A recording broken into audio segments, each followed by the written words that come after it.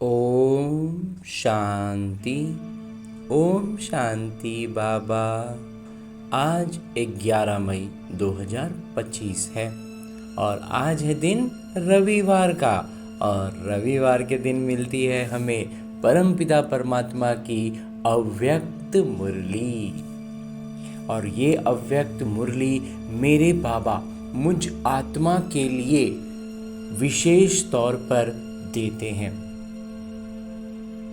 इस मुरली में ये अनुभव होता है कि बाबा और मैं बस आमने सामने बैठे हैं और बातें कर रहे हैं। एकदम जीवंत लगता है, बिल्कुल लाइव जिसको कहते हैं ना, वो महसूस करते हैं। तो इस एहसास को पूरा पूरा महसूस करने के लिए सबसे सहज विधि जो इस ब्रह्मा कुमार के अनुभव में है वो है कि खुद से जरूर मुरली को अपने हाथ में लेना है और उसका अध्ययन बड़े इत्मीनान से लौकिक तौर पर फुर्सत निकाल कर, चाहे दिन का वो कोई भी समय हो, उस समय मुरली हाथ में लेना है और ये अनुभव करना है कि मैं आत्मा अपने सूक्ष्म शरीर के साथ चलता हूँ मधुबन की धरा पर। और उसमें आज हम चलते हैं शांतिवन के परांगण में, जहाँ वो डायमंड हॉल है, जिस डायमंड हॉल में मेरे बाबा अव्यक्त रूप से मुरलियाँ चलाया करते थे।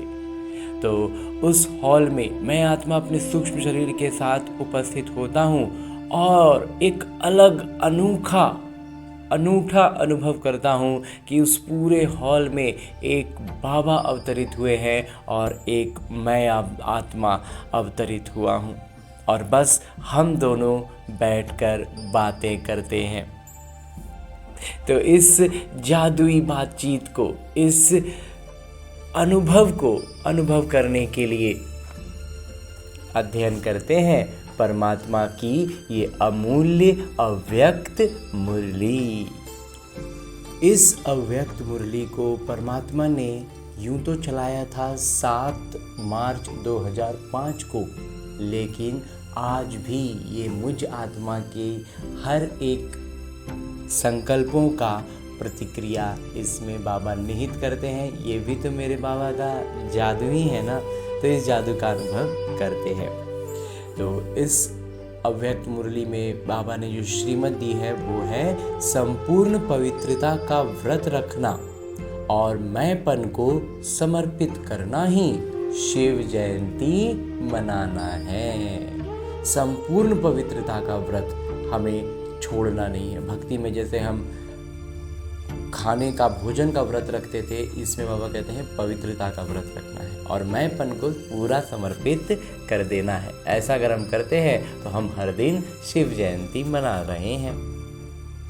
आज विशेष शिव पिता अपने सालिग्राम बच्चों का जन्मदिन मनाने आए हैं।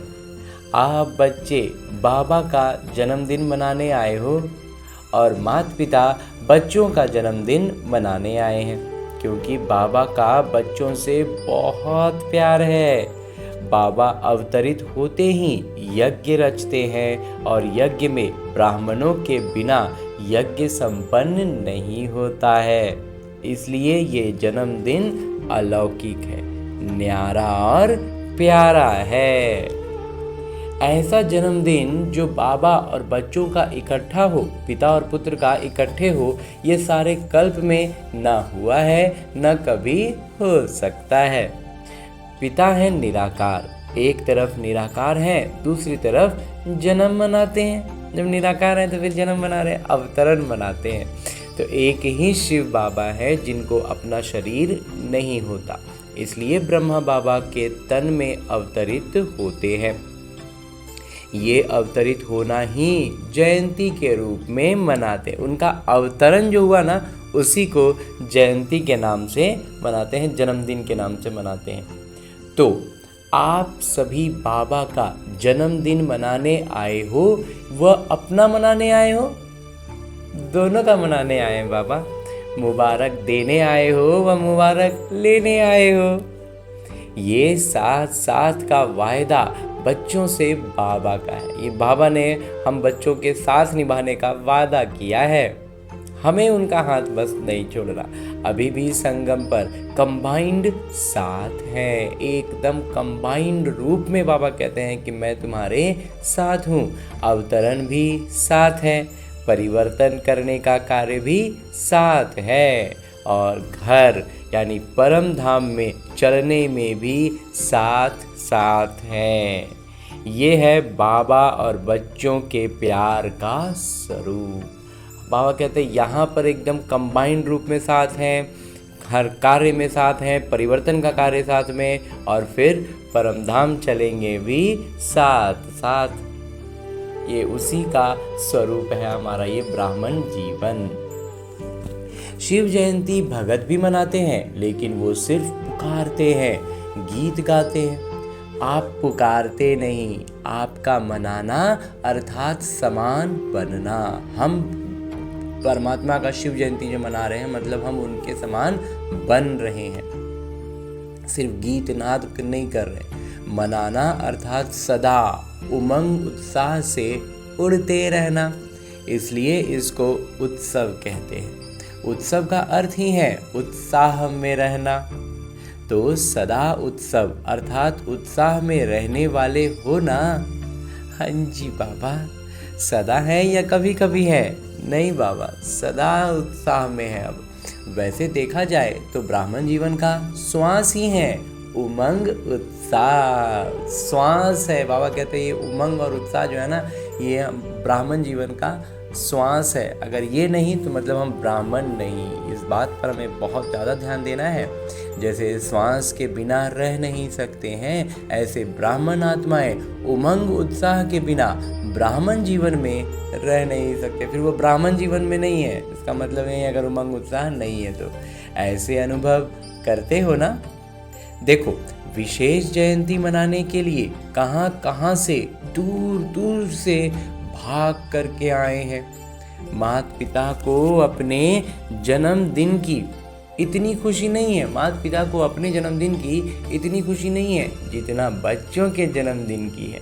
इसलिए माता पिता एक एक बच्चे को पदम गुना खुशी की थालियां भर भर के मुबारक दे रहे, थाली भर भर के खुशी दे रहे हैं और साथ में मुबारक दे रहे हैं। मुबारक हो, मुबारक हो, मुबारक हो। माता पिता को आज के दिन सच्चे भगत भी बहुत याद आ रहे हैं। वो व्रत रखते हैं एक दिन का, और आपने व्रत रखा है जीवन में संपूर्ण पवित्र बनने का। भक्ति में क्या करते हैं? एक दिन का व्रत रखते हैं, और यहाँ हमने पूरा जीवन ही व्रत में रखा है। वो खाने का व्रत रखते हैं, आपने भी मन के भोजन यानी व्यर्थ संकल्प, नकारात्मक संकल्प, अपवित्र संकल्पों का व्रत रखा है। पक्का व्रत रखा है ना। ये दोहरे विदेशी आगे आगे बैठे हैं।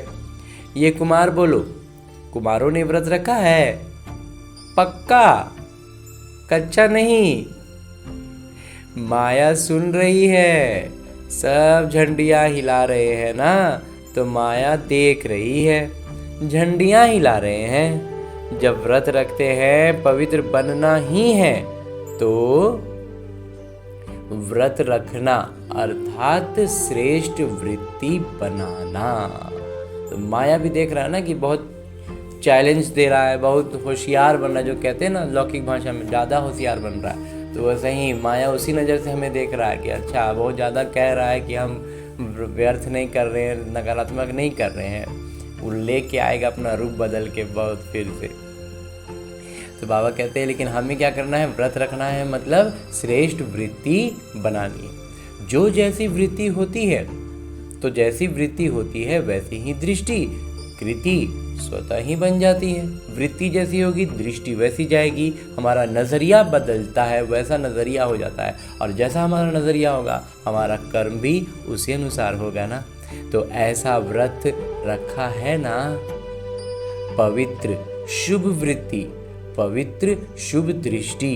जब एक दूसरे को देखते हो तो क्या देखते हो? चेहरे को देखते हो या भ्रिकुटी के बीच चमकती हुई आत्मा को देखते हो?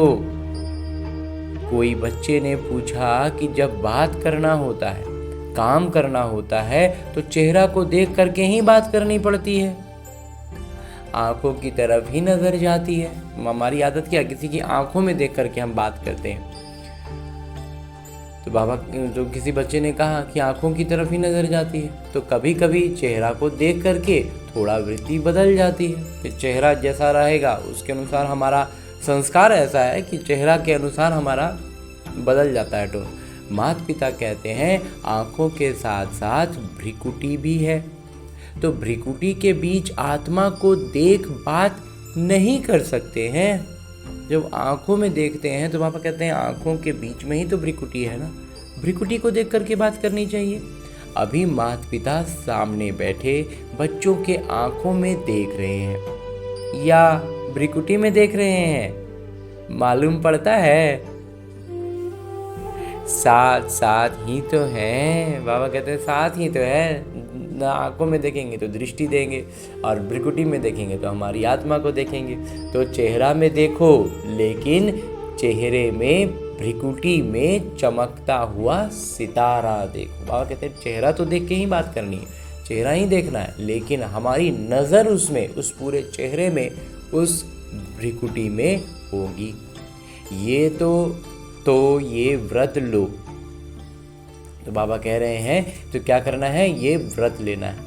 लिया है लेकिन और अटेंशन। तो बाबा कहते हैं आपने ये व्रत लिया है, बाबा ने जब ज्ञान दिया तो हमने समझा कि हाँ मैं भी आत्मा और मेरे संबंध संपर्क में जितने भी लोग आते हैं सब आत्मा ही हैं। लेकिन बाबा कहते हैं अब इस पर विशेष ध्यान दो। अब समय ऐसा है कि एकदम हमारा स्वाभाविक वृत्ति हो जाए कि हमें चेहरा नज़र ही ना आए, इस अवस्था तक पहुंचना है हमें। आत्मा को देख बात करना है, आत्मा से आत्मा बात कर रहा है, बस दोनों इंस्ट्रूमेंट का इस्तेमाल कर रहे हैं, लेकिन बात वास्तव में मैं आत्मा और वो आत्मा कर रही है। भले उस आत्मा को अपना भान नहीं है, लेकिन मैं ये महसूस करूं, मैं ये चीज मेरी वृत्ति में हो।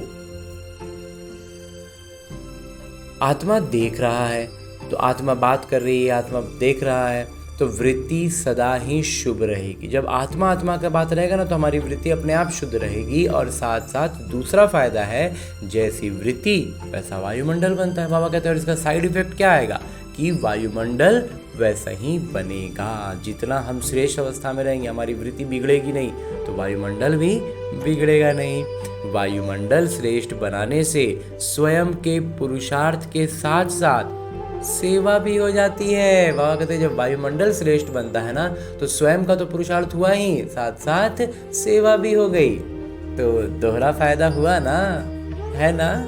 हाँ जी बाबा, ऐसी अपनी श्रेष्ठ वृत्ति बनाओ जो कैसा भी विकारी पतित आपके वृत्ति के वायुमंडल से परिवर्तन हो जाए। ऐसा व्रत सदा स्मृति में रहे, स्वरूप में रहे। बाबा कहते तो ऐसा बनाना है अपना वृत्ति जो वायुमंडल में कोई विकारी भी आ जाए ना, पतित भी आ जाए, तो उस वायुमंडल में आने के कारण, उस आभा मंडल जो हमने बना के रखा है अपना वृत्ति से, वो उसमें आने के कारण उसके प्रभाव से बदल जाए। हाँ जी बाबा। आजकल माता पिता ने बच्चों का चार्ट देखा, अपने वृत्ति से वायुमंडल बनाने के बजाय कहाँ कभी कभी दूसरों के वायुमंडल के प्रभाव में पड़ जाता है, कभी कभी कहीं कहीं दूसरों का वायुमंडल का प्रभाव में हम पड़ जा रहे हैं। कारण क्या होता है? बच्चे रूरिहान में बहुत मीठी मीठी बातें करते हैं, कहते हैं इसकी विशेषता अच्छी लगती है, इनका सहयोग बहुत अच्छा मिलता है, लेकिन विशेषता प्रभु की देन है। ब्राह्मण जीवन में जो भी प्राप्ति है, जो भी विशेषता है, सब प्रभु प्रसाद है, प्रभु देन है। तो दाता को भूल जाएं, लेवता को याद करें। प्रसाद कभी किसी का पर्सनल गाया नहीं जाता, प्रसाद कभी किसी का निजी नहीं हो सकता है, प्रभु प्रसाद कहा जाता है, फलाने का प्रसाद नहीं कहा जाता है। सहयोग मिलता है, अच्छी बात है, लेकिन सहयोग दिलाने वाले दाता तो नहीं भूले ना। बुद्धि में दाता याद होने चाहिए, उसको जो दिया, जिनको दिया वो नहीं, उसको याद बाबा कहते हैं नहीं करना। तो पक्का पक्का जन्मदिन का व्रत रखा है, वृत्ति बदल गई है। संपन्न पवित्रता, ये सच्चा सच्चा व्रत लेना, वह प्रतिज्ञा करना। जांच करो, बड़े बड़े विकार का व्रत तो रखा है, लेकिन छोटे छोटे उनके बाल बच्चों से मुक्त हैं। बड़ा बड़ा विकार को तो हम रोक लेते हैं, हाँ, कोई क्रोध में आके कोई काम नहीं करेंगे, काम विकार में नहीं जाएंगे, मतलब शादी ब्याह नहीं करेंगे, उस चीज़ में अपने आप को पूरा रोक लिए। लेकिन महीन महीन स्तर पर, बुद्धि के स्तर पर मन में कोई विचार आ रहा है, किसी को देख करके मन में भावना उठ रही है, उसको बाबा कहते हैं कि उसको बाल बच्चों से मुक्त हुए हैं। वैसे भी देखो, जीवन में प्रवृत्ति वालों का बच्चों से ज़्यादा पोतरे धोतरे से प्यार होता है। लौकिक दुनिया में क्या होता है, अपना बाल बच्चा से ज़्यादा पोता पोती से लोगों को बहुत प्यार होता है, उनसे बहुत ज़्यादा मोह होता है। माताओं का प्यार होता है ना, माताओं को पोतों पोतियों से बहुत प्यार होता है। तो बड़े बड़े रूप से तो जीत लिया है, लेकिन छोटे छोटे सूक्ष्म स्वरूप में वार तो नहीं करते। छोटे छोटे रूप में पोते पोती एकदम प्यारे प्यारे क्यूट क्यूट हैं, अब उनके मुंह में फंस रहे हैं। तो बाबा कहते हैं कि वो तो वार नहीं कर रहे। जैसे कई कहते हैं आसक्ति नहीं है, लेकिन अच्छा लगता है, ये चीज़ ज़्यादा अच्छी लगती है, लेकिन आसक्ति नहीं है, हम जुड़ाव नहीं रखे हैं बाबा, लेकिन अच्छा लगता है। विशेष अच्छा क्यों लगता, कोई चीज़ विशेष लगती है, कुछ अच्छा लगता है, बाबा कहते थे क्यों हो रहा है। तो जांच करो, छोटे छोटे रूप में भी अपवित्रता का अंश तो नहीं रह गया है, क्योंकि अंश से कभी वंश पैदा हो सकता है। इतना सा अंश भी रहेगा ना तो वो अपना वंश बढ़ा लेगा। कोई भी विकार, चाहे छोटे रूप में चाहे बड़े रूप में, आने का निमित्त एक शब्द का भाव है, वो एक शब्द है मैं, बॉडी कॉन्शियस का मैं, इस शरीर के भान में जो मैं हम कहते हैं वो वाला मैं बाबा कहते हैं। इस एक मैं शब्द से अभिमान भी आता है, और अभिमान अगर पूरा नहीं होता तो क्रोध भी आता है, क्योंकि अभिमान की निशानी है वो एक शब्द भी अपने अपमान का सहन नहीं कर सकता, इसलिए क्रोध आ जाता। तो भगत तो बलि चढ़ाते हैं, लेकिन आप आज के दिन जो भी हद का मैंपन हो उसको बाबा को देकर समर्पित करो। ये नहीं सोचो करना तो है, बनना तो है, तो नहीं करना। समर्थ हो और समर्थ बन समाप्ति करो। बाबा कहते हैं इतना समर्थ हम हैं, इतना तो बाबा को मालूम है, बाबा को तो मालूम है सबके बारे में। तो कहते हैं इतना समर्थ आप हैं कि आप कर सके तो करो। कोई नई बात नहीं है, कितने कल्प कितने बार संपूर्ण बने हो, याद है? कोई नई बात नहीं है, कल्प कल्प बने हो, बनी हुई बन रही है, सिर्फ रिपीट करना है। जीत तो हुई पड़ी है, बस हमें उसको दोहराना है, बनी को बनाना है। इसलिए कहा जाता है बना बनाया ड्रामा। बना हुआ है, सिर्फ अभी रिपीट करना अर्थात बनाना है। मुश्किल है या सहज है? सहज है बाबा। जब बना बनाया है, जीत जब हुई पड़ी है, तो ये तो रीटेलीकास्ट वाला मैच होता है, जिसको मैच को रीटेलीकास्ट किया जाए तो क्या है, तो जीत तो हुई पड़ी है ना, बस वही है ना बाबा। माता पिता समझते हैं संगम युग का वरदान है सहज पुरुषार्थ। इस जन्म में सहज पुरुषार्थ के वरदान से 21 जन्म सहज जीवन स्वतः ही प्राप्त होगी। माता पिता हर बच्चे को मेहनत से मुक्त करने आए हैं। 63 जन्म मेहनत की, एक जन्म परमात्मा प्यार मोहब्बत से मेहनत से मुक्त हो जाओ। जहाँ मोहब्बत है वहाँ मेहनत नहीं, और जहाँ मेहनत है वहाँ मोहब्बत नहीं। अगर मेहनत लग रहा है तो मतलब मोहब्बत नहीं है। तो माता पिता सहज पुरुषार्थी भव का वरदान दे रहे हैं। सहज पुरुषार्थी भव, एकदम आसानी से पुरुषार्थ हो जा रहा है। और मुक्त होने का साधन है मोहब्बत, बाबा से दिल का प्यार। प्यार में लवलीन और महायंत्र है मन मना भव का मंत्र। तो यंत्र को काम में लगाओ। काम में लगाना तो आता है ना, अभ्यास करना है इसके लिए। तो माता पिता ने देखा संगम युग में परमात्म प्यार द्वारा माता पिता द्वारा कितनी शक्तियाँ मिली हैं, गुण मिले हैं, ज्ञान मिला है, खुशी मिली है। इन सब प्रभु देन को, खजानों को समय पर कार्य में लगाओ। बाबा कहते हैं बाबा ने हमें कितनी शक्तियाँ, गुण, ज्ञान, खुशी सब कुछ दिया है। ये सारे खजानों को बाबा कहते हैं समय पर कार्य में लगाओ। अभ्यास ऐसा हो कि कब कौन सी शक्ति लगानी है, कौन सा गुण का उजागर करना है, सक्रिय करना है, ये भी बाबा कहते हैं एक गुण है, ये भी एक बात है, ये भी एक पुरुषार्थ का हिस्सा है। तो माता पिता क्या चाहते हैं, सुना? माता पिता की इच्छा क्या है ये हम बच्चों ने सुन लिया। बाबा हर एक बच्चा सहज पुरुषार्थी, सहज भी तीव्र भी। और सहज का मतलब फिर सूत्र नहीं जाना है, तीव्र भी। दृढ़ता का इस्तेमाल करो, बनना ही है। हमको तो राजा बनना ही है। हम नहीं बनेंगे तो कौन बनेगा? हम ही थे, हम ही हैं, और हर कल्प हम ही होंगे। इतना दृढ़ निश्चय स्वयं में धारण करना ही है। करेंगे नहीं, ये नहीं कहना कि करेंगे, करना ही है, होना ही है। हुई पड़ी है, मेरी जीत तो हुई पड़ी है। हाँ जी बाबा।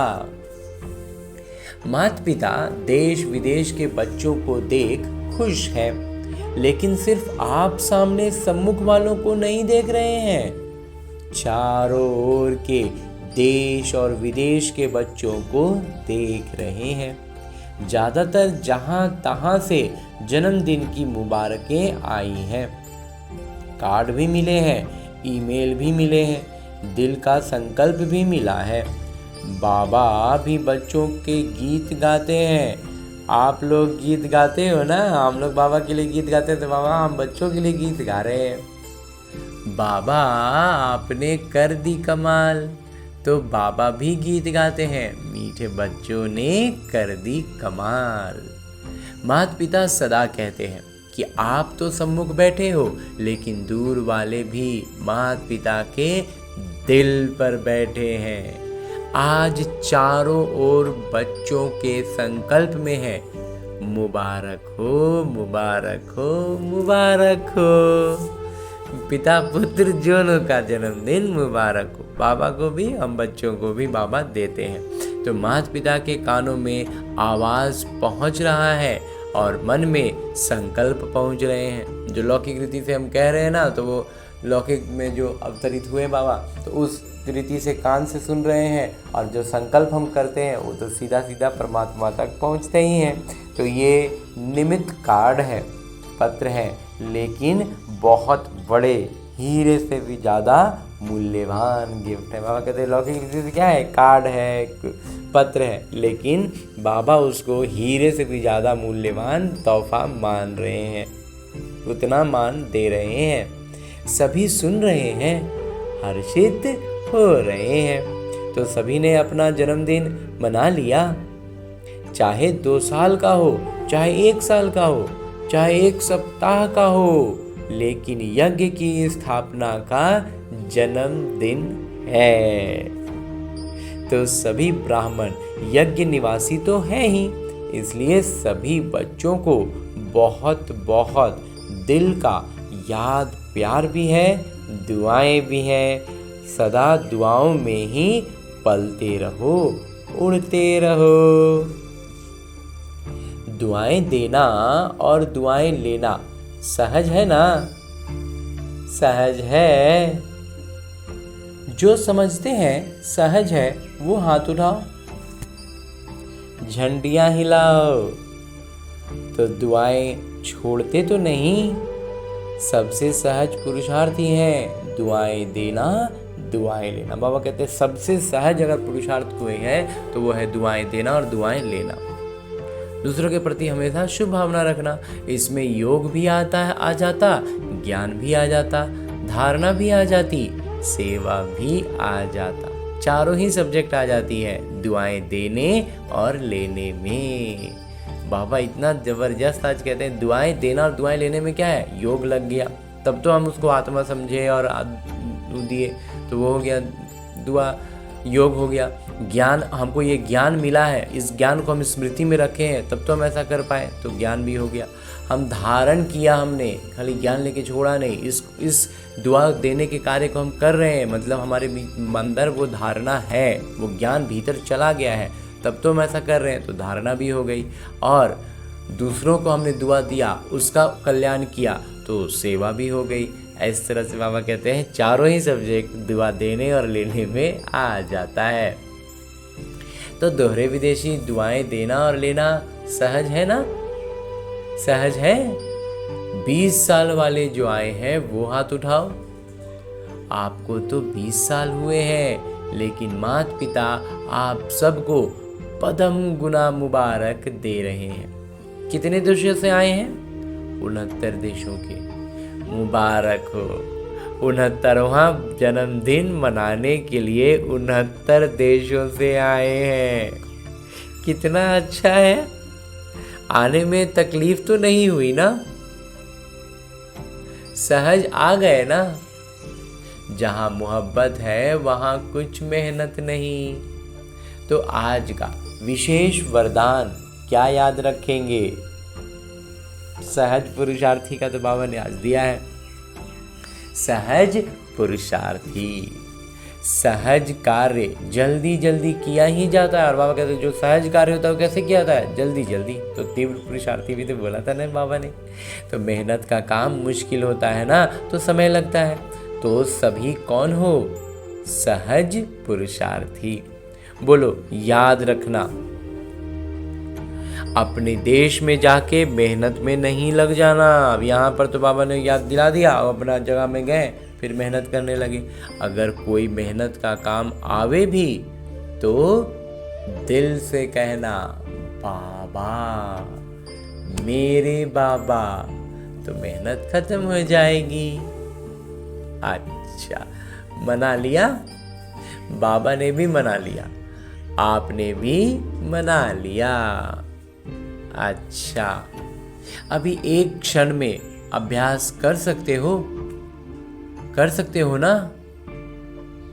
अच्छा, माता पिता ने अभ्यास कराई।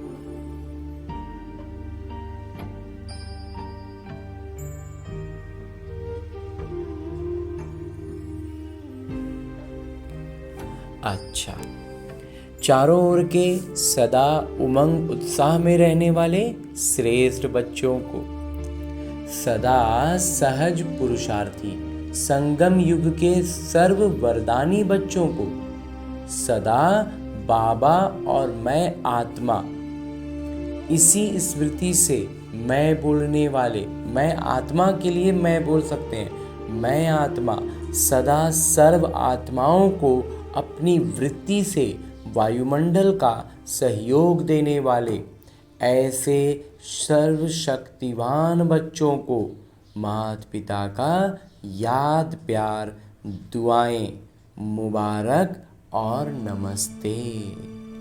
हम रहेंगे हंसते, बन जाएंगे फरिश्ते। अंजी बाबा, हम रूहानी बच्चों की ओर से रूहानी माता पिता को याद, प्यार और प्रणाम। धन्यवाद बाबा, धन्यवाद। मुरली के लिए भी धन्यवाद और इस अनूठे अलौकिक ब्राह्मण जीवन के लिए भी बहुत बहुत बहुत धन्यवाद बाबा, बहुत धन्यवाद। दोहरे विदेशी बड़ी बहनों से बाबा आगे बात कर रहे हैं। सभी ने मेहनत अच्छी की है, ग्रुप बनाया है ना, तो मेहनत अच्छी की है, इतने सारे ग्रुप तैयार किए। और यहाँ वायुमंडल भी अच्छा है, संगठन की भी शक्ति है, तो सबको रिफ्रेशमेंट अच्छी मिल जाती है और आप निमित्त बन जाते हो। अच्छा है, दूर दूर रहते हैं ना, तो संगठन की जो शक्ति होती है वो भी बहुत अच्छी है। ये दूर रहते हैं तो संगठन में रहने से अच्छा लगता है, इतना सारा परिवार इकट्ठा होता है तो हर एक की विशेषता का प्रभाव तो पड़ता है। अच्छा योजना बनाया है, माता पिता खुश हैं, सबकी खुशबू आप ले लेते हो, वो खुश होते हैं, आपको दुआएं मिलती हैं। अच्छा है, ये जो सभी इकट्ठे हो जाते हो वो बहुत अच्छा है, आपस में लेन देन भी हो जाती है और रिफ्रेशमेंट भी हो जाती है। एक दूसरे की विशेषता जो अच्छी पसंद आती है उसका इस्तेमाल करते हो, इससे संगठन अच्छा हो जाता है। ये ठीक है, बाबा ने जो कर रहे हैं वो विदेशी भाई बहनें जो तरीके से बाबा उसकी सराहना करते हैं। आगे बाबा सेंटर वासी भाई बहनों से, सेंटर में रहने वाले भाई बहनों से बाबा विशेष तौर पर बात कर रहे हैं और इसमें बाबा सभी बैनर दिखा रहे हैं, उस पर लिखा है प्रेम और दया की ज्योति जगा कर रखेंगे। तो जो विशेष भाई बहनें आए थे समर्पित वाले, उन्होंने एक बैनर लगा के रखा था और उस बैनर पर लिखा हुआ था प्रेम और दया की हम ज्योति जगा कर रखेंगे। तो आगे बाबा उस पर कहते हैं कि बहुत अच्छा संकल्प लिया है, अपने पर भी दिया दया दृष्टि, साथियों के ऊपर भी दया दृष्टि और सर्व के ऊपर भी दया दृष्टि। खुद पर रखना है, साथियों पर रखना है और अन्यत्र सभी पर रखना है। ईश्वरीय प्रेम चुंबक है, तो आपके पास ईश्वरीय प्रेम का चुंबक है। जब ईश्वर का प्रेम ईश्वर चुंबक है तो हमारे पास तो वही चुंबक है ना। किसी भी आत्मा को ईश्वरीय प्रेम के चुंबक से बाबा का बना सकते हो। माता पिता सेंटर पर रहने वालों को विशेष दिल की दुआएं देते हैं। बाबा एकदम उनको विशेष तौर पर दुआ देते हैं, वो समर्पित होकर के अपना पूरी तरह से अपना लौकिक जीवन छोड़ करके आ गए। जो आप सभी ने विश्व में नाम बाला किया है, कोने कोने में ब्रह्मा कुमारीज का नाम तो फैलाया है ना। और माता पिता को बहुत अच्छी बात लगती है कि जैसे दोहरे विदेशी हो वैसे दोहरे जॉब करने वाले हो। दोहरी नौकरी है ना, एक लौकिक रीति का काम करते हैं और एक बाबा का सेवा का काम करते हैं। तो ज़्यादातर लौकिक जॉब भी करते हैं तो अलौकिक जॉब भी करते हैं। तो ज़्यादातर बाबा कहते हैं जो भाई बहनें हैं ना, वो बाहर का नौकरी भी, लौकिक नौकरी भी कर रहे हैं और बाबा का भी। और माता पिता देखते हैं, माता पिता की टीवी बहुत बड़ी है, ऐसी बड़ी टीवी यहाँ नहीं है। तो माता पिता देखते हैं कैसे फटाफट क्लास करते हैं, नाश्ता खड़े खड़े करते, जॉब में समय पर पहुँचते, कमाल करते हैं। माता पिता देखते देखते दिल का प्यार देते रहते हैं। जब बच्चे ऐसी मासूमियत, जब हम हमारे सामने जब छोटे लौकिक बच्चे होते हैं तो कैसे उनकी हरकतों को देख करके हमें बहुत प्यार उमड़ता है, वैसे ही बाबा कहते हैं कि जब हम बच्चे जब ऐसा कुछ करते हैं ना, जल्दी जल्दी खा रहे हैं, एकदम समय पर पहुंच रहे हैं, एकदम हड़बड़ मतलब अजीब अजीब से काम करते रहते हैं, तो बाबा हम लोग को देखते रहते हैं और देख देख के खूब दिल का प्यार देते रहते हैं। बहुत अच्छा, सेवा के निमित्त बने हो और निमित्त बनने की गिफ्ट बाबा सदा विशेष दृष्टि देते रहते हैं। बाबा कहते हैं निमित्त बने हो सेवा करने के, तो इसलिए बाबा का विशेष दृष्टि मिलता रहता है। बहुत अच्छा लक्ष्य रखा है, अच्छे हो, अच्छे रहेंगे, अच्छे बनाएंगे। अच्छा, आगे मेरे बाबा वरदान दे रहे हैं। वरदान देते हुए मेरे बाबा कहते हैं, सर्व खजानों की इकोनॉमी का बजट बनाने वाले महीन पुरुषार्थी भव। बाबा ने हमें ढेर सारे खजाने दिए हैं। विशेष तौर पर बाबा ने 5 खजानों के बारे में पीछे कुछ अव्यक्त मुरली में बतलाया था।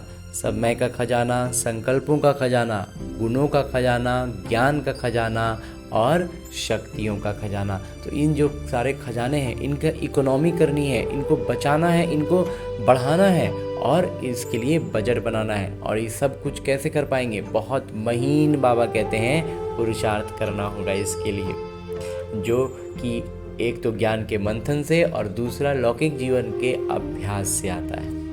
विस्तार से बाबा कहते हैं जैसे लौकिक रीति में यदि इकोनॉमी वाला घर न हो तो ठीक रीति से नहीं चल सकता। आखिर लौकिक रीति की जो धन पैसे जो भी आते हैं उसको सही तरीके से बांटा जाता है, इसमें इतना खर्च है, इसमें इतना खर्च है। ऐसे यदि निमित्त बने हुए बच्चे इकोनॉमी वाले नहीं हैं तो सेंटर ठीक नहीं चलता। बाबा कहते हैं अगर बच्चे इकोनॉमी नहीं रख रहे हैं, ध्यान नहीं रख रहे हैं उस बात का, खजानों का, तो फिर सेंटर ठीक से नहीं चलेगा। वो हुई हद की प्रवृत्ति, ये है बेहद की प्रवृत्ति। तो जांच करना चाहिए कि संकल्प, बोल और शक्तियों में क्या क्या एक्स्ट्रा खर्च किया। जो सर्व खजानों की इकोनॉमी का बजट बनाकर उसी अनुसार चलते हैं उन्हें ही महीन पुरुषार्थी कहा जाता है। उनके संकल्प, बोल, कर्म व ज्ञान की शक्तियाँ कुछ भी व्यर्थ नहीं जा सकती। पूरा बजट बना हुआ है तो उस बजट के अनुसार कहीं भी कुछ भी एक्स्ट्रा इधर उधर नहीं जाएगा। बाबा ने आज इतना ज़बरदस्त महीन वरदान दिया है कि हमें पुरुषार्थ को किस महीनता के सर पर रखना है उस पर बाबा ने आज विशेष तौर पर हमें वरदान दिया। आगे स्लोगन है मुरली का, उपदेश है कि स्नेह के खजाने से मालामाल बन सबको स्नेह दो और स्नेह दो। जब हमें परमात्मा का स्नेह मिला है तो अथाह खजाना मिला है, तो हमें भी आगे क्या करना है? वही खजाना को आगे लुटाना है। और जितना हम इस खजाने को लुटाते हैं हमें और भरपूरता होती जाती है। लौकिक रीति में जब ज्ञान नहीं था तो भी हम ये सुनते थे जितना बांटोगे उतना बढ़ता है, लेकिन लौकिक पैसे तो अगर बांट दिए जाएं तो उस समय तो कम ही हो जाते थे। तो समझ में नहीं आता था कि ये कैसे, क्या फॉर्मूला है। तो बहुत जीवन में उसका पुण्य मिलेगा और ये वो मिला जुला के फिर कुछ बात समझ में आई। लेकिन अब वास्तव में प्रत्यक्ष रूप से बाबा इसका हमें जीवन में उदाहरण देते हैं, स्पष्ट तौर पर दिखलाते हैं। जैसे ही हम किसी को ज्ञान देते हैं ना तो जो खुशी बढ़ती है ना वो उसी समय महसूस हो जाती है। प्रत्यक्ष फल तो बाबा उसी समय दे देते हैं। तो इसलिए बांटने से बढ़ता है ना, ये सोच समझ के लंबी चौड़ी बात करके नहीं आता है, वो तुरंत मालूम चल जाता है कि हमने बांटा और मेरा बढ़ गया। हाँ जी बाबा। और आगे हमने अभी तक परमपिता परमात्मा से इतना अमूल्य मुरली का अध्ययन किया, वरदान प्राप्त किया। अब इसी अव्यक्त स्वरूप में स्थित रहकर मेरे बाबा एक इशारा भी देते हैं कि रूहानी रॉयल्टी और प्योरिटी की पर्सनैलिटी धारण करो। हमें हमेशा इस बात का सजगता रखनी है कि हमारे व्यक्तित्व से आत्मिकता झलके और चेहरे से पवित्रता की चमक। इस बात के स्पष्ट करते हुए इस श्रीमत को बाबा हर दिन अलग अलग तरीकों से प्रकाश डालते हैं, अलग अलग इशारे दे करके इसको और ज़्यादा हमारी बुद्धि में सेट करते हैं, बिठा देते हैं। तो आज के लिए जो बाबा ने इशारा दिया है इस श्रीमत पर वो है कि पवित्रता की शक्ति परम पूज्य बनाती है। पवित्रता की शक्ति से इस पतित दुनिया को परिवर्तन करते हो। पवित्रता की शक्ति विकारों की अग्नि में जलती हुई आत्माओं को शीतल बना देती है, आत्मा को अनेक जन्मों के विकर्मों के बंधन से छुड़ा देती है। पवित्रता के आधार पर द्वापर से ये स्मृति, ये सृष्टि कुछ ना कुछ थमी हुई है। बाबा कहते हैं जब से द्वापर से रावण राज्य आया ना कहीं जब बाबा कभी कभी कई बार साधु संतों को भी इसका श्रेय देते हैं कि उनकी पवित्रता पर भी दारोमदार रहा है। तो वैसे ही बाबा कहते हैं कि पवित्रता ही वो आधार है जो द्वापर से इस सृष्टि को कहीं ना कहीं कुछ ना कुछ स्तर पर थमी हुई है। इसके महत्व को जानकर पवित्रता के लाइट का क्राउन धारण कर लो। बाबा कहते हैं इसका महत्व को समझ लो, पवित्रता के महत्व को, तो हम क्या करेंगे, उसका तेज जो होगा ना, पवित्रता का जो चमक होगी ना, उसको अपने ताज के रूप में धारण कर लेना है। जब हम इसको समझ जाएंगे तो हम इसे अपने जीवन में बहुत अच्छे से धारण कर लेंगे। बाबा कहते हैं ताज की तरह धारण कर लो। हाँ जी बाबा, अभी का धारण किया हुआ ताज ही तो फिर उस वक्त हमारा दोहरा ताज जो बाबा कहते हैं वो रहेगा ना। तो ये सारा ज्ञान, ये इशारे जो बाबा ने दिए, बहुत विशेष इशारा बाबा ने आज दिया है कि जो अग्नि में जल रहे हैं ना, उनको शीतल बनाने की क्षमता है इसमें। तो इन सारी ज्ञान की रत्नों को हम ये सिर्फ ले करके अपने सोच लेना है कि हाँ हम सुन लिए, समझ लिए, ऐसा नहीं है। ये सारी बात एकदम स्पष्ट तो बाबा ने कह दिया था अभी हाल की ही एक दिन की मुरली में कि जब तक ये हमारी चाल, चेहरे, चलन से झलक रहा है, मतलब हमारी बात हमारे भीतर है और वो सक्रिय है। और अगर हमारे सिर्फ बुद्धि में अंदर मंथन सिर्फ चल रहा है और बाहर झलक नहीं रहा है, मतलब वो बात मर्ज हो गई है, ख़त्म हो गई है। तो इसलिए इस बात का अभ्यास से ही हम ये झलका सकते हैं ना कि हमारे में ज्ञान है, हम बुद्धि में स्पष्टता है। तो इस झलक को दिखलाने के लिए, अधिक से अधिक अभ्यास करने के लिए, अपने उस वास्तविक स्वरूप में का स्मृति लाने के लिए, विभिन्न परिस्थितियों के साथ विभिन्न शक्तियों को उजागर करने के लिए ही तो इस लौकिक जन्म में हमें आना है। तो ऐसे श्रेष्ठ उद्देश्य के साथ, ढेर सारी शुभ भावना और शुभकामनाओं के साथ लौटते हैं अपने इस लौकिक किरदार में। अच्छा, ओम शांति।